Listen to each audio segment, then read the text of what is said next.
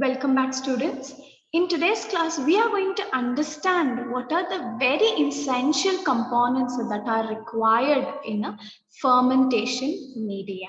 It can be there are many mineral nutrients, vitamins, anti-foaming agents, or precursors or inhibitors that we add in a fermentation media.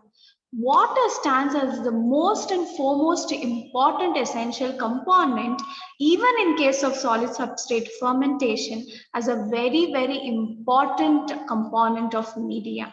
Water has its own role to play. Before all the mineral nutrients are listed, it is always important to precise yourself on the requirement of water. We have several carbon and nitrogen sources that play a vital role in fermentation process. Here we are going to understand what are the important carbon and nitrogen sources that are involved in fermentation media in this lecture. Apart from that, in the next upcoming lectures, we will get to know what are the mineral nutrients, growth factors, chelating agents, buffers, anti-foaming agents, metabolic regulations that has been altered by precursors, inhibitors, inducers, and also the role of oxygen in fermentation media. Water is a very important mineral nutrient required to heat or cool or clean or maintain the optimum temperature of your fermentation technology. When water supplied is a hard water, it is treated with calcium carbonate in order to remove all the excess salt, and then iron and chlorine may also be removed. Due to the damage of water recycled and treatment water is very important. Inorganic components are nitrogen and carbon source. Carbon can be used as a simple carbohydrate such as a simple purified polysaccharide and a sugar alcohol, or it can be a complex carbohydrate such as starch or corn or rice, which is a raw or complete polysaccharide. Here, what is the nitrogen source? A nitrogen source is nothing but a salt of urea or amino acid or a nitrate. When fermentation occurs, non-proteolytic urea is converted to ammonia, and then it is converted to nitrites, and then it is reduced to nitrate. Nitrate is the most simplest form of nitrogen that can be utilized by the organisms. We use certain caseins or grains or peptones or yeast extract or hydrolase or soybean meal as a source of nitrogen. We have a lot of growth factors that we use, such as beef extract or yeast extract, which increases the efficiency of the growth rate.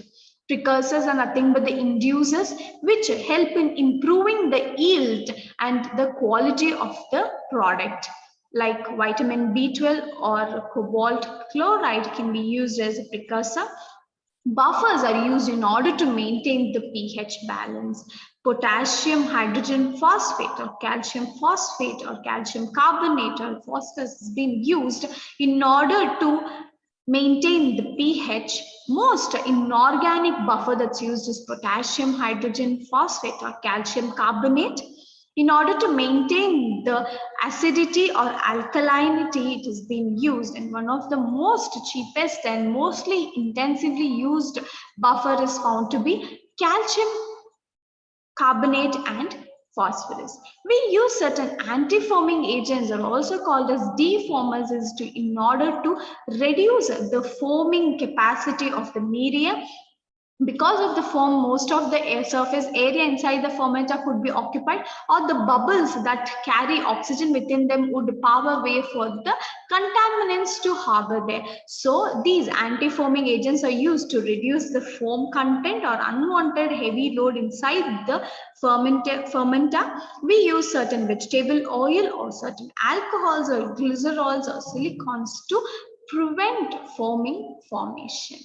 Inhibitors are the ones which inhibit the unwanted contaminant growth inside the fermenter, where we use penicillin and surfactant in the glutamic acid production, whereas glycerol in the glycerol production depends on the modifying the ethanol fermentation by removing acetaldehyde. These are the ones who enable us to maintain the purity inside the fermenter. The mineral nutrients are equally important, such as magnesium, phosphorus, calcium, sulfur, chlorine, cobalt, or copper, zinc, iron, manganese, molybdenum, zinc, and also phosphorus are essentially important. Vitamins play their own role. They are involved in the end product formation, and they are also a equal contribution in the process or the growth, or the amino acid or nucleic acid or nucleotide or fatty acids and sterols are used in the most purest form as a vitamin supplement. In detail, we can learn about the carbon and nitrogen source in today's class. As I told you, carbon source plays a very intensive role in reproduction, product formation, as well as cell maintenance. In most fermentation, it also serves as an energy source. Production of ATP is being influenced by carbon source. Here, molasses is usually used as a carbon source. Under molasses, we have different type of molasses, such as blackstrap molasses, which is obtained from the sugarcane process from the industries by the sugarcane process. In the process of sugarcane, this material is usually a residue that remains after the sucrose has been extracted and crystallized from the sugarcane. Here we have refinery blackstrap molasses is also similar, which is obtained after the recrystallized refining of the crude sucrose. We have beet molasses are produced in similar process of the sugarcane, whereas they have limiting in biotin for yeast growth. A small amount of cane molasses may be needed in order to undergo the fermentation process. And then we have hydrol molasses, which is a byproduct of maize starch processing, primarily which contains a good amount of glucose and a relatively high amount of salt concentration. We have malt extract, which is obtained from barley, which is a concentrated syrup and is used as a high amount of, it has a high amount of carbons, is usually involved in the cultivation of filamentous fungi, yeast extract, and actinomycetes. This malt extract is extensively used in the beer production, so similar like beer brewing. It is highly rich in dextrin, vitamins, proteins, amino acids, nitrogen substrate, and peptides. Sterilization has to be maintained because a high amount of heat shouldn't be given onto the malt extract in the process of sterilization. Starch and dextrins are the polysaccharides which cannot be readily utilized, such as monosaccharides and disaccharides. In order to utilize these polysaccharides as such, there are certain enzymes that are produced by the microorganisms in order to break them into simpler monosaccharides and utilize them. Amylase producing enzymes are used, especially filamentous fungi, which are capable of producing extracellular enzyme hydrolyzes the substrate, that is the starch, and it has been converted into simple monomers. They are extensively used in the production of filamentous fungi. It is first gelatinized and then hydrolyzed into dilute acid, and then amylolytic enzymes of microbial glycosamylase that operate at elevated temperature. Starch is usually converted into a sugar syrup containing a mostly of sugar content, that is the glucose content in it. Here we have sulfite waste liquor. This is obtained from the paper or pulp industries. which is obtained after the digestion of cellulose pulp. It is extensively used in the production of ethanol, where Saccharomyces cerevisiae is grown. We have the wood from conifers trees, which is used because it is highly rich in hexose and pentose sugar. Usually the liquor that is obtained is being processed before we use, as it contains sulfur dioxide or calcium hydroxide or calcium carbonate, which need to be stripped or removed by the process called precipitation under the influence of lime. These liquor also require supplementation with source of nitrogen and phosphorus. Here we have cellulose, which is important, importantly or predominantly found in lignocellulose in the plant cell wall, which is made up of polymers, especially cellulose, hemicellulose, and lignin. Lignocellulose is available from agricultural or forestry waste materials or agricultural waste materials or domestic and industrial waste materials, where there are few organisms which are directly involved in the hydrolysis of this cellulose, since they are capable of producing an extracellular enzyme such as cellulase. This is usually used in the fermentation, production of mushroom. It is also involved in ethanol production, used as a renewable source of fermentation sugar. Whey protein is obtained from the dairy industry. Since it is rich in lactose, it is used as a sole source of carbon for few organisms such as Saccharomyces cerevisiae. It is involved in the production of penicillin fermentation, vitamin B12 or ethanol production, single cell proteins such as spirulina or lactic acid production, xanthan gum, vitamin B12 and gibberellinic acid. The last two carbon sources that we are going to learn is alkanes and alcohols and oils and fats. These alkanes such as methane are used.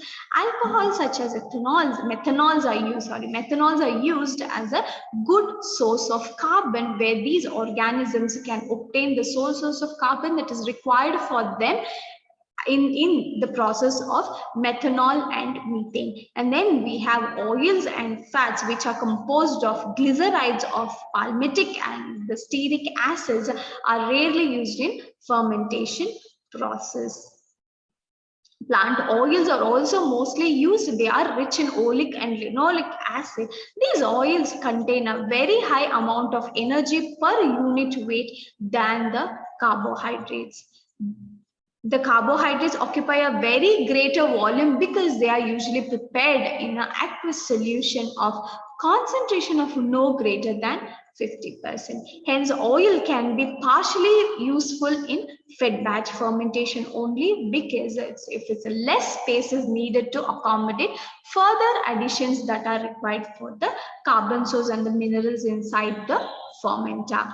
Now we are moving to the nitrogen source, where we have both organic and inorganic source of nitrogen that is supplemented inside the fermenter or your bioreactor.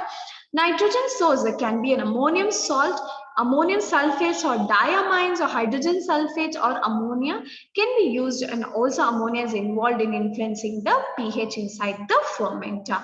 Organic nitrogen source could include amino acids, proteins and urea. Nitrogen is usually supplied in a crude form to produce the essentially important products that are involved in industries such as corn steep liquor, yeast extract, peptone, and soybean meal are the most extensively used nitrogen sources, especially in industries.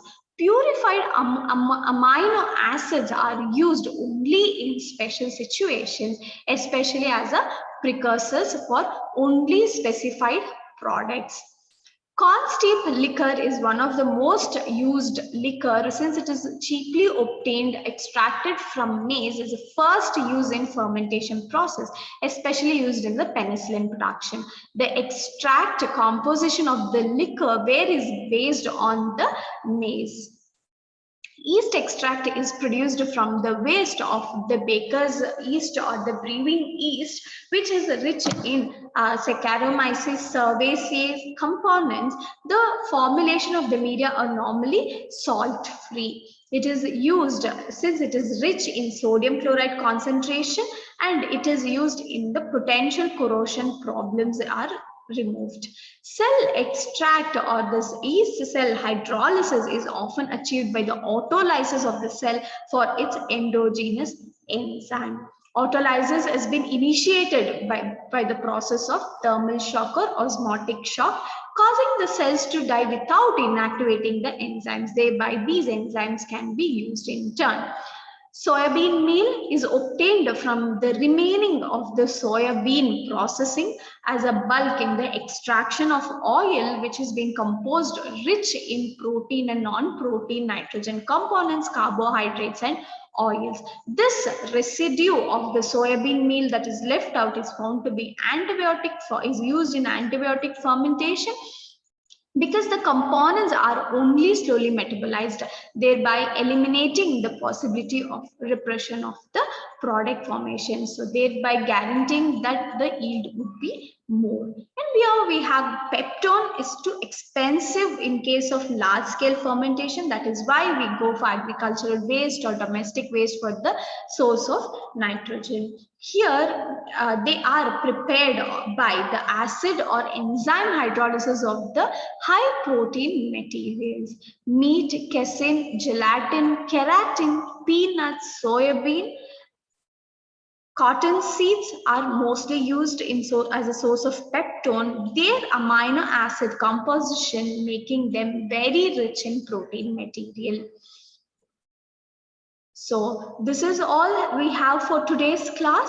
Hope you have understood the source of nitrogen and the source of carbon, how it influences the fermentation media and the growth of organism in the process of fermentation.